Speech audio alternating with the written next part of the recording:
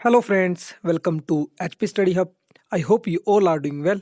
First of all आप सभी को क्रिसमस की ढेर सारी शुभकामनाएं। सो टुडे इज 25 दिसंबर, तो चलिए देखते हैं 25 दिसंबर के करंट अफेयर और स्ट्रेटजी जीके के टॉप 10 इंपॉर्टेंट क्वेश्चन जो आपके आने वाले किसी भी एग्जाम के लिए बहुत ही ज़्यादा इंपॉर्टेंट हैं। So before we go friends, अगर अभी तक आपने हमारे चैनल को सब्सक्राइब नहीं किया है तो हमारे चैनल को सब्सक्राइब करें और बेल आइकन को प्रेस करना ना भूलें। तो चलिए शुरू करते हैं आज के इस लेक्चर को। क्वेश्चन नंबर 1 जिसमें आपसे पूछा गया है, क्वेश्चन नंबर 1 में तसोकार वेटलैंड को अंतर्राष्ट्रीय महत्व के वेटलैंड के रूप में मान्यता दी गई है, तो आपने मुझे बताना है इसकी लोकेशन कहाँ पे है। आपके option A Ladakh, option B Jammu and Kashmir, option C Sikkim या फिर ऑप्शन डी उत्तराखंड। तो फ्रेंड्स, हाल ही में इंटरनेशनल इंपॉर्टेंस के लिए जिस वेटलैंड को रिकॉग्नाइज किया गया है उस वेटलैंड का नाम है आपका तसोकार, और यह आपको देखने को मिलेगा लद्दाख में। Option A is the right answer. तो option A is the right answer friends, ये देखने को मिलेगा आपको लद्दाख में। और लद्दाख तसोकार वेटलैंड कॉम्प्लेक्स जो है इसको हाल ही में रिकॉग्नाइज किया गया है wetland of international importance. Friends, इसी के साथ ही ये आपकी 42 नंबर की इंडिया से रामसर साइट हो जाएगी। ठीक फ्रेंड्स, रामसर साइट हो जाएगी आपकी 42 नंबर की इंडिया से, और इससे पहले 41 थी, लेकिन अब तसोकार वेटलैंड को इसमें जोड़ा जाएगा। अब इंडिया में जो टोटल रामसर साइट हो जाएंगी वो हो जाएंगी आपकी 42।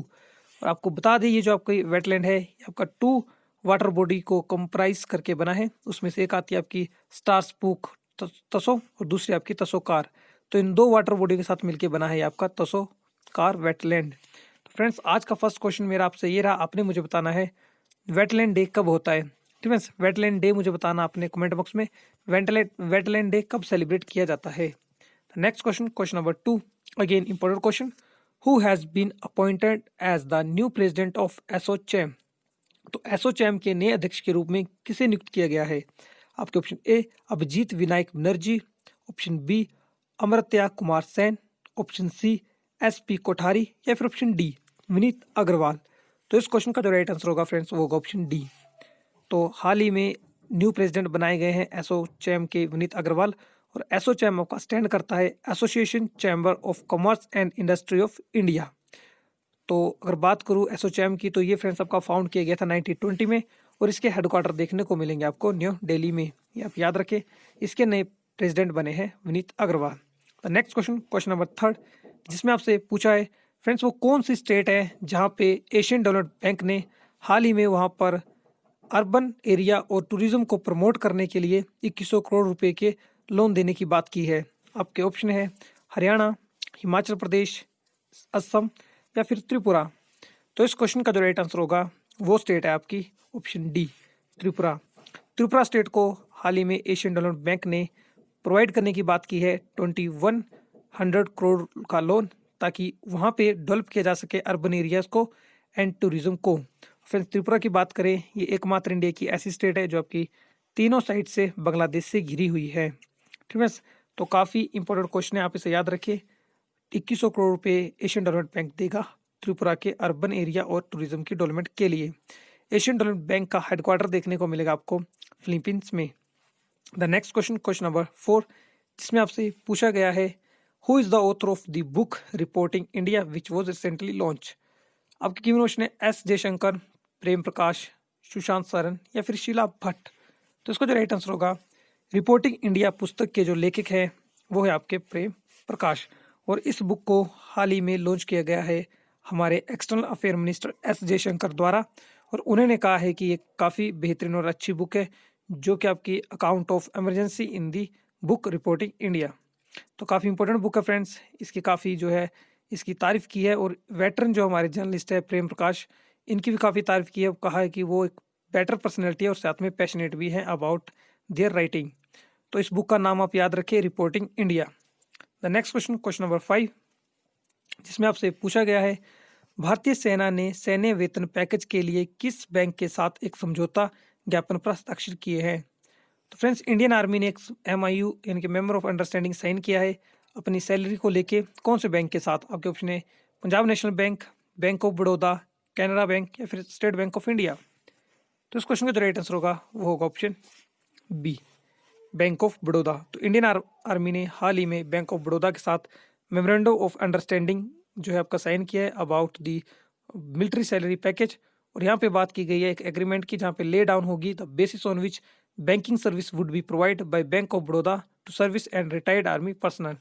तो जितने भी आर्मी के आपके चाहे रिटायर्ड हो चाहे प्रेजेंट में सर्विंग कर रहे हो, उनकी जो पेमेंट होगी उसके लिए एक पर्टिकुलर जो बैंक करेगा वो करेगा बैंक ऑफ बड़ौदा। तो इसके लिए हाल ही में भी मेमोर ऑफ अंडरस्टैंडिंग हुई है। अगर फ्यूचर में कुछ भी होता है या ये साइन होती है या ऐसा होता है तो आपको जरूर बताएंगे हम इस आपके चैनल पे। तो नेक्स्ट क्वेश्चन बात करें, question number 6, which one of the following day is being observed as national consumer day in India. तो नेशनल कंज्यूमर डे कौन सी तारीख को मनाया जाता है, जिसे कहते हैं आपका राष्ट्रीय उपभोक्ता दिवस। अब क्वेश्चन है 24 दिसंबर, 25 दिसंबर, 10 दिसंबर या फिर 31 दिसंबर। तो इस क्वेश्चन का जो राइट आंसर होगा, नेशनल कंज्यूमर डे होता है आपका 24 दिसंबर को। तो 24 दिसंबर को हर साल सेलिब्रेट किया जाता है as a national consumer day, और ये जो आपका इसलिए सेलिब्रेट किया जाता है क्योंकि इसी दिन यानी कि 24 दिसंबर को कंज्यूमर प्रोटेक्शन एक्ट जो था आपका पास किया गया था 1986 में। जो इस बार की थीम थी अब वो आपने याद रखनी है, द सस्टेनेबल कंज्यूमर, इस बार की थीम थी 2020 की। और वर्ल्ड कंज्यूमर राइट डे की बात करें फ्रेंड्स, वो होता आपका 15 मार्च को। तो 15 मार्च को होता है वर्ल्ड कंज्यूमर राइट डे और 24 मार्च को होता है national consumer right day. Next question, question number 7, hallmark is used as a logo for which one of the following. तो हॉलमार्क को एक लोगो के रूप में प्रयोग किया जाता है किस में, आपके ऑप्शन है एग्रीकल्चर प्रोडक्ट में, ज्वेलरीज में, इलेक्ट्रिक गुड्स में या फिर इलेक्ट्रॉनिक गुड्स में। तो इसका जो राइट आंसर होगा वो होगा ऑप्शन बी, ज्वेलरी में। तो ज्वेलरी में जो आपका उसको आइडेंटिफाई करने के लिए जो लोगो लगाया जाता है उसे बोलते हैं आपका हॉलमार्क, ये आपका स्पेशली लगाया जाता है ज्वेलरीज में। नेक्स्ट क्वेश्चन, क्वेश्चन नंबर 8, चोरा चोरी की घटना के बाद कौन सा आंदोलन बंद किया गया था। आपके क्वेश्चन है सविनय अवज्ञा आंदोलन, असहयोग आंदोलन, भारत छोड़ो आंदोलन या फिर खेड़ा सत्याग्रह। तो इस क्वेश्चन का जो राइट आंसर होगा, चोरा चोरी घटना के बाद जो असहयोग आंदोलन, option be the right answer, बंद किया गया था। और चोरा चोरी जो इंसिडेंट था फ्रेंड्स, ये आपका हुआ था 5 फरवरी 1922 को गोरखपुर के निकट। और इसमें जो थे आपके कुछ आंदोलनकारियों ने पुलिस चौकी को आग लगा दी थी और इसमें लगभग आपके 22 पुलिसकर्मियों की मृत्यु हुई थी।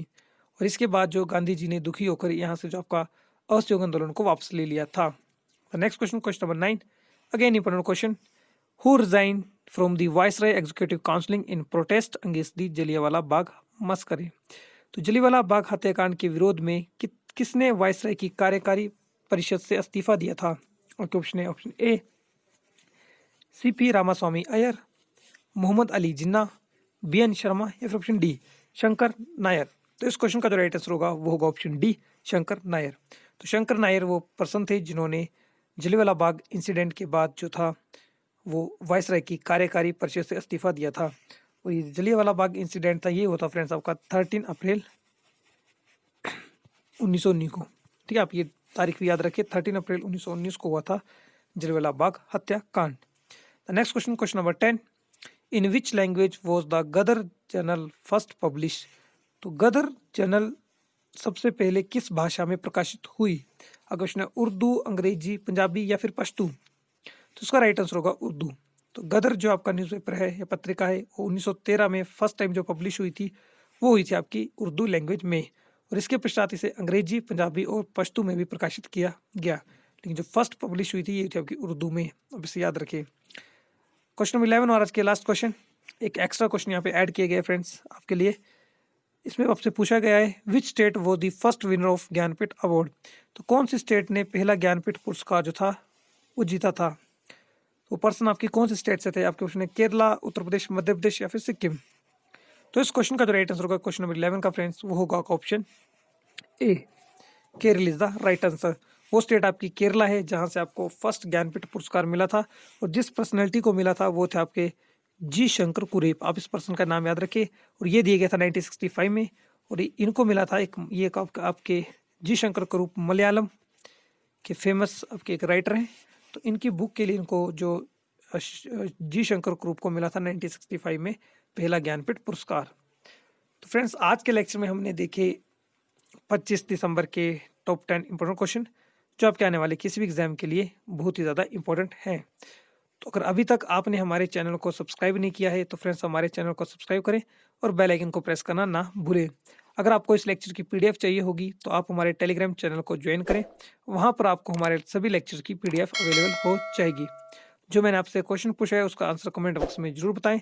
तब तक के लिए अपना ख्याल रखें, सेफ रहें। मिलते हैं नेक्स्ट लेक्चर में। धन्यवाद।